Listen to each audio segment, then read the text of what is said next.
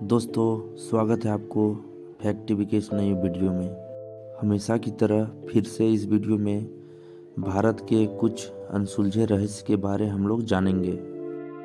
दोस्तों, ऐसे कई मंदिर हैं जहां तहखानों में लाखों टन खजाना दबा हुआ है।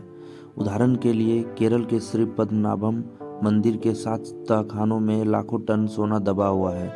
उसके 6 तहखानों में से करीब 1 लाख करोड़ का खजाना तो निकाल लिया गया है, लेकिन 7वें तहखाने को खोलने पर राज परिवार ने सुप्रीम कोर्ट से आदेश लेकर रोक लगा रखी है। आखिर ऐसा क्या है उस तहखाने में कि जिसे खोलने से वहां तबाही आने की आशंका जाहिर की जा रही है। कहते हैं उस तहखाने का दरवाजा किसी विशेष मंत्र से बंद है और वह मंत्र से ही खुलेगा।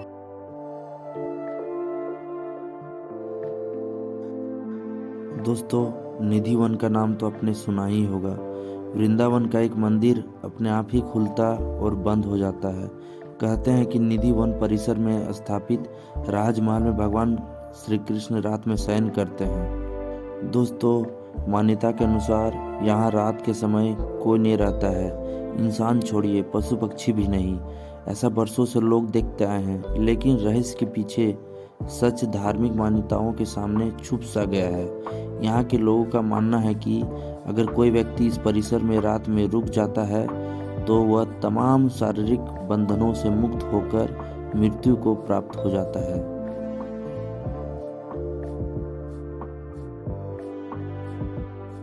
दोस्तों, कैलाश पर्वत इसे दुनिया का सबसे बड़ा रहस्यमयी पर्वत माना जाता है। यहाँ अच्छी आत्माएं ही रह सकती है। इसे अप्राकृतिक शक्तियों का केंद्र माना जाता है। रसिया के एक वैज्ञानिक के अनुसार एक्सिस मुंडी वह स्थान है जहां अलौकिक शक्ति का प्रवाह होता है और आप उन शक्तियों के साथ संपर्क कर सकते हैं। कैलाश पर्वत और उसके आसपास के वातावरण पर अध्ययन कर चुके रसिया के वैज्ञानिकों ने जब तिब्बत के मंदिरों में धर्मगुरुओं से मुलाकात की तो उन्होंने बताया कि कैलाश पर्वत के चारों ओर एक अलौकिक शक्ति का प्रवाह है, जिसमें तपस्वी आज भी आध्यात्मिक गुरुओं के साथ टेलीपैथिक संपर्क करते हैं। रामायण में भी इसके पिरामिड नुमा होने का उल्लेख मिलता है। दोस्तों, यहाँ पर हिम मानव को देखे जाने की चर्चाएं अक्सर होती रहती है। दोस्तों, सोने भंडार गुफा बिहार के राजगीर में छुपा है। मौर्य शासक बिंबिसार का अमूल्य स्वर्ण भंडार बिहार का एक छोटा सा शहर राजगीर, जो कि नालंदा जिले में स्थित है, कई मायनों में महत्वपूर्ण माना जाता है। यह शहर प्राचीन समय से मगध की राजधानी था। इसी राजगीर में है सोन भंडार गुफा। इस गुफा के बारे में कहा जाता है कि इसमें बेशकीमती खजाना छुपा है, जिसे कि आज तक कोई नहीं खोज पाया। यह खजाना मौर्य शासक बिंबिसार का बताया जाता है। हालांकि कुछ लोग इसे पूर्व मगध सम्राट जरासंध का भी बताते हैं। दोस्तों, अलैया भूत लाइट पश्चिम बंगाल के दलदली इलाकों में कई बार रहस्यमयी रोशनी देखे जाने की जानकारी मिली थी। स्थानीय लोगों के मुताबिक यह उन मछुआरों की आत्माएं हैं जो मछली पकड़ते वक्त किसी वजह से मारे गए थे। लोग इन्हें भूत की रोशनी भी कहते हैं। ऐसा भी कहा जाता है कि जिन मछुआरों को यह रोशनी दिखती है वे या तो रास्ता भटक जाते हैं या ज़्यादा दिन जिंदा नहीं रह पाते हैं।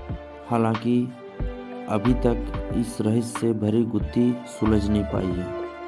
वैज्ञानिकों को अंदेशा है कि दलदली क्षेत्रों में अक्सर मीथेन गैस बनती है और वे किसी तत्व के संपर्क में आने से रोशनी पैदा कर सकती है। दोस्तों, गुजरात के तट पर भगवान श्री कृष्ण की बसाई हुई नगरी यानी द्वारिका धाम, जिसे हम लोग द्वारका मंदिर कहते हैं। दोस्तों, यह नगरी श्री कृष्ण जी की बसाई हुई नगरी है। यह नगरी समुद्र में डूब गई थी। दोस्तों, रूपकुंड झील, यह नदी हिमालय पर्वत में स्थित है। इस तट पर मानव कंकाल पाए गए हैं। पिछले कई वर्षों से भारतीय और यूरोपीय वैज्ञानिक के विभिन्न समूहों ने इस रहस्य को सुलझाने का कई प्रयास किए हैं, पर वे नाकाम रहे। इस कंकाल को वर्ष 2007 में नेशनल जियोग्राफिक की टीम ने भारतीय सेना की सहायता से उत्तर भारत के इस इलाके में खोजा। 8 सितंबर 2007 को इस आशय की खबर कुछ समाचार पत्रों में प्रकाशित हुई थी।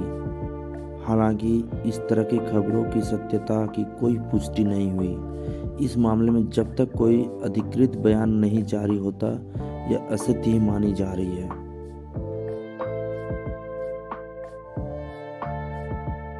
दोस्तों, जतिंगा गांव असम में स्थित यह गांव पक्षी आत्महत्या की घटनाओं के लिए सुर्खियों में बना हुआ है।